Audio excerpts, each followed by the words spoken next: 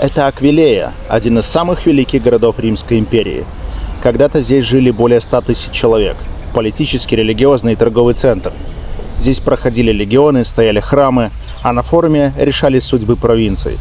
Но в 452 году город был разрушен до основания. Его сожгли и разграбили гунны во главе с Аттилой. Аквилея исчезла с карты великой цивилизации.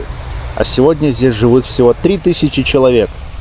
И вот в этой тишине люди снова склонились над камнями, с маленькими кисточками в руках. Камень за камнем они очищают римский форум. Не ради туристов, а ради правды о прошлом. Потому что здесь, под травой, пылью и веками, хранится память о городе, который когда-то соперничал с Римом. Когда мы думаем о великих городах Римской империи, в голове всплывают Рим, Карфаген, Александрия. Но был еще один город на северо-востоке Италии, недалеко от Адриатического моря. Город, который некогда считался одним из крупнейших и богатейших в империи, центром торговли, военного дела и христианства. Его имя – Аквилея. Тихие улицы, покосившиеся ставни, виноградники на горизонте.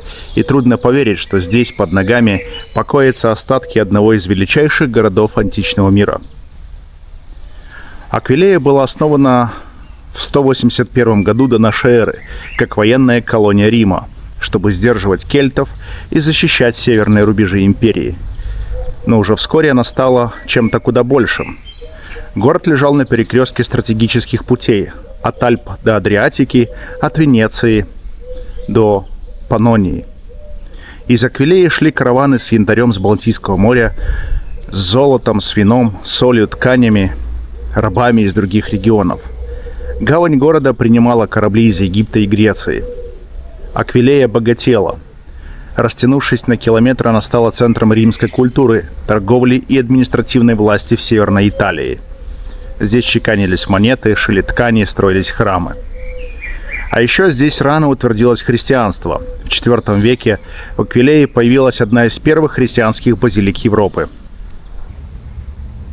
Город Аквилея, основанный в нескольких километрах от моря, был связан с ним системой водных путей, как естественных, так и искусственных.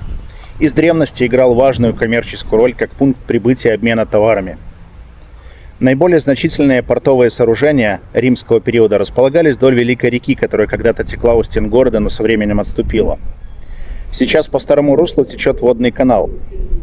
Большинство сооружений того времени разрушено. Вдоль западного берега была построена стена из больших каменных блоков, прерываемая лестницами, ведущими к воде.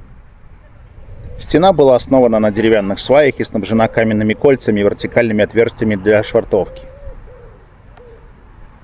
Камень, который использовался для строительства, отличался высокой устойчивостью к соленой воде.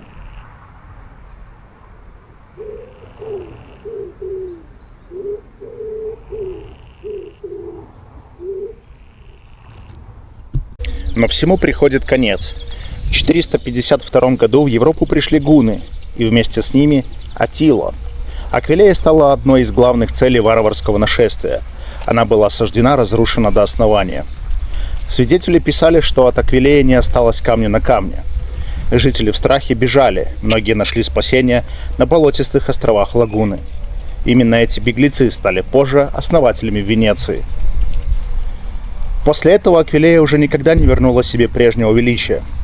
В средние века город еще сохранял религиозное значение как центр патриархата, но постепенно власть перешла к соседним городам Града, Удине и Венеции. Аквилея стала местом паломничества, а не политики и торговли.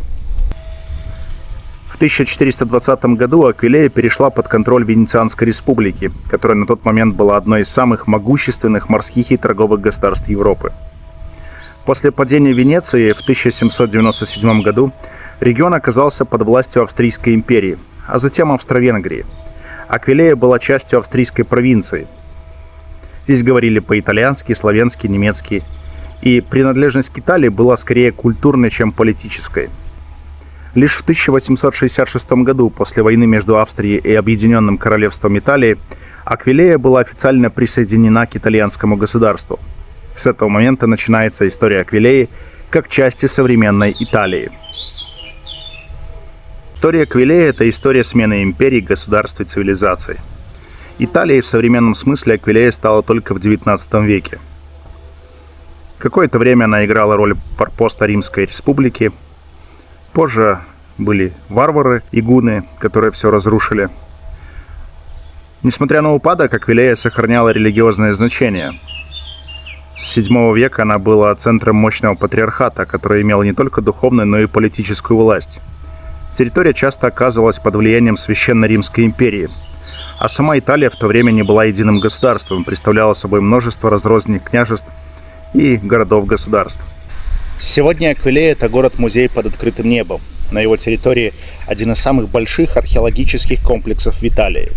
Здесь можно увидеть руины Римского форума, античные дороги, остатки жилых кварталов и даже фрагменты древнего порта. Но главное сокровище города – базилика Санта-Мария-Асунта, построенная в IV веке. Под ее полом огромные раннехристианские мозаики. Это одни из самых древних и крупных в Западной Европе, сохранившиеся практически в первозданном виде.